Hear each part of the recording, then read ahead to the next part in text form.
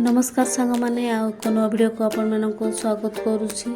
आ देखते सांग मैंने ये सकाल कम सब सारी ये मु जलखिया नौ जलखिया नहीं चूड़ा उपमा तापर जलखिया कर सारिकी मुझे परिवा काटिया को लगी पड़ी। परिवार मुझे आलू बैगन टमाटो गाजर ए सब गोटे तरकारी करी दीपर रोषे मुझे आरंभ करदे रोषे करी।